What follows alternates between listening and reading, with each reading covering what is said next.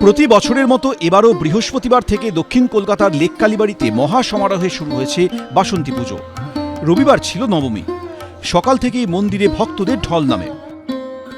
চৈত্র মাসের শুক্লা নবমী তিথি দুটো কারণে লেক কালীবাড়ি ভক্তদের কাছে গুরুত্বপূর্ণ। প্রথমটা কি, এটি চৈত্র মাসে নবরাত্রির নবম দিন। সারা ভারত জুড়ে সিদ্ধিদাত্রী রূপে করুণাময়ী জগৎ জননীর পূজা হয়, যার পুজোর জীবনের সমস্ত সাধনা পূর্ণতা পায়। সব শুভ মনস্কামনা পূর্ণ হয় বলে আমাদের এই বিশ্বাস। এই তিথি বাসন্তী পূজার নবমী তিথি। বাংলা বছরের শেষে জগৎ মৃত্তিকার আনুষ্ঠানিক মহা আরাধনার শেষ দিন। দুর্গা, কালী, অন্নপূর্ণা, জগদ্ধাত্রী নানা রূপে বিশ্বজননী সমগ্র ভারতে, এমনকি ভারতের বাইরেও সনাতন ধর্মাবলম্বীদের বিশেষ প্রিয়, বিশেষ আরাধ্য। এই দিনেই আবার আবির্ভূত হয়েছিলেন ভগবান মর্যাদা পুরুষোত্তম শ্রী রামচন্দ্র। শ্রীকৃষ্ণ আরাধনা ছড়িয়ে পড়ার অনেক আগে থেকেই রামের আরাধনা সুপ্রচলিত। খ্রিস্টের জন্মের 200 বছরের আগে চন্দ্রকেতুগড়ের মন্দিরের ভাস্কর্যে আমরা রামায়ণের কাহিনী পাই। এমন পোড়ামাটির ভাস্কর্য পুরনো মন্দির গাত্রে পাওয়া এখনকার দিনে খুবই দুর্লভ।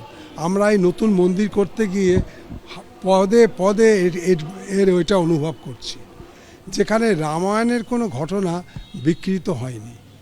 কীর্তিপাশ ওঝার রামায়ণ পড়া হতো বাংলার ঘরে ঘরে। যেমন লিখেছেন এস ওয়াজেদ আলী। শ্রী চৈতন্যদেবের পার্ষদ অদ্বৈত আচার্য মুরারি গুপ্ত এবং জয়ানন্দের কুলদেবতা শ্রী রামচন্দ্র। আবার শ্রী রামকৃষ্ণদেব, এই রামকৃষ্ণদেব তার দুই তান্ত্রিক গুরু কেনারাম ভট্টাচার্য এবং ভৈরবী যোগেশ্বরীর বংশেও প্রচলিত ছিল রামচন্দ্রের পুজো। ভৈরবী যোগেশ্বরীর কুলদেবতা ছিলেন রঘুবীর শিলা। শ্রী রামকৃষ্ণের পিতৃদেব ক্ষুদিরাম চক্রবর্তী চট্টোপাধ্যায় স্বপ্নাদেশে লাভ করেছিলেন রঘুবীর শিলাগ্রাম। এই তিনটে পরিবার অধিকাংশ নামকরণ হতো রাম নাম যোগ করে। আবার সারদা দেবীর পিতৃদেবের নামও রামচন্দ্র মুখোপাধ্যায়।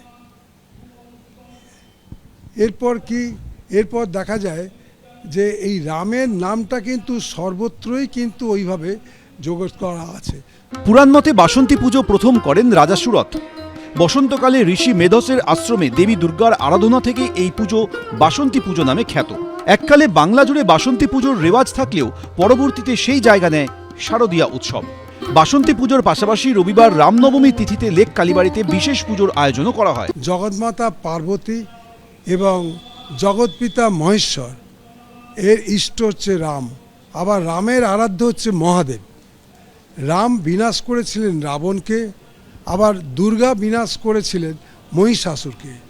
রামনবমী তাই আমাদের স্মরণ করিয়ে দেয় অশুভ শক্তি, অশুভ এবং অমঙ্গল শক্তি অহিত চিরন্তন নয়, তার নাশ হবেই। অন্ধকার মুছে যাবে, মুছে দেখা দেবে কি না অবিরাম পরম জ্যোতি। শুভ আজ রামনবমীর দিনে আমরা প্রার্থনা করি ভগবত কৃপায় আমাদের সমস্ত অশুভ যেন নিঃশেষে দূর হয়। এই আমাদের লেক কালীবাড়ির তরফ থেকে একমাত্র কামনা বাসনা।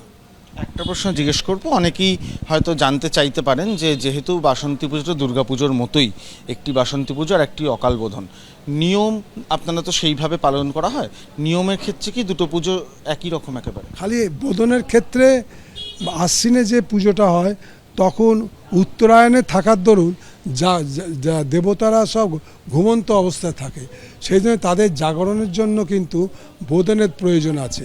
কিন্তু আজকে এই চৈত্র মাসে সেখানে কিন্তু দক্ষিণায়ন, সেক্ষেত্রে দেখা যায় সেখানে আর জাগাবার কোনো ব্যাপার না, দেবতারা জেগেই আছে, ওই জন্য বোধনের কোনো ব্যবস্থা এখানে নেই বা বোধন হয় না।